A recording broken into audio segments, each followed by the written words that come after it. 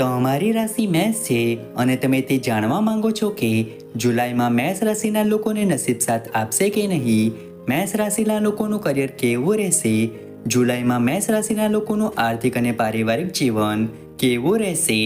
આ બધા પ્રશ્નોના જવાબ માટે જુઓ મેષ રાશિના જાતકોનું જુલાઈ માસનું માસિક રાશિફળ. પારિવારિક જીવનની દ્રષ્ટિએ જુલાઈમાં મેષ રાશિના જાતકોએ પિતાના સ્વાસ્થ્યનું ધ્યાન રાખવું પડશે. જો તેઓ કામ માટે બહાર જાય છે તો વધુ સાવચેત રહો. આ મહિને મેષ રાશિના જાતકોના ઘરમાં કોઈ સમસ્યા નહીં આવે. દરેક વ્યક્તિ એકબીજા પ્રત્યે સૌહાર્દપૂર્ણ રહેશે. ઘરમાં કોઈ તહેવાર કે ધાર્મિક પ્રસંગની સંભાવના છે. બાળકો પ્રત્યે તમારો લગાવ વધશે, પરંતુ તેમની રમતિયાળતા તમને પરેશાન કરી શકે છે. વેપાર અને નોકરીની દ્રષ્ટિએ આગામી મહિનામાં મેષ રાશિના લોકો માટે જુલાઈ મહિનો નાણાકીય દ્રષ્ટિકોણથી સારા સમાચાર લઈને આવશે. આ મહિને તમને વેપારમાં નફો થશે અને એવી ઘણી તકો આવશે જેમાંથી સારો નફો મળવાથી તમે ખુશ રહેશો.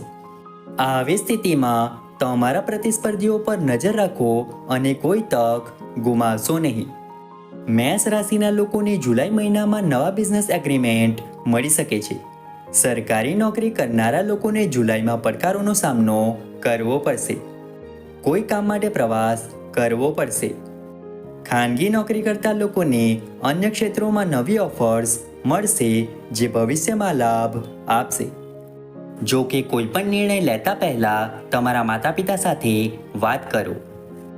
શિક્ષણ અને કારકિર્દીની દ્રષ્ટિએ મેષ રાશિના જે વિદ્યાર્થીઓ શાળામાં અભ્યાસ કરી રહ્યા છે તેઓ તેમના ભવિષ્યની ચિંતા કરી શકે છે.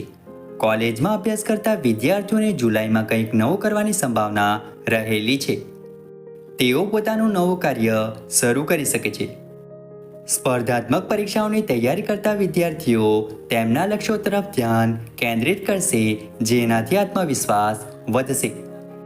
પ્રેમ જીવનની દ્રષ્ટિએ મેષ રાશિના પરિણીત લોકો જુલાઈમાં પોતાના જીવનસાથી વિશે ચિંતિત રહેશે અને તેમનો એકબીજા પરનો વિશ્વાસ ઓછો થશે.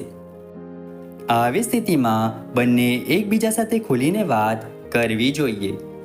લવ લાઈફ જીવતા લોકોનો તેમના પાર્ટનર સાથે કોઈ બાબતને લઈને મતભેદ થઈ શકે છે, જેને કારણે સંબંધોમાં ખટાશ આવી શકે છે.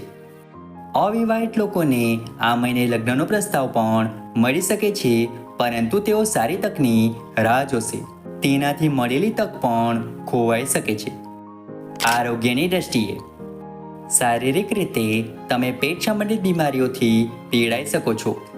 સંભવતઃ ઝાડા, કબજિયાત, અપચો વગેરે થઈ શકે છે.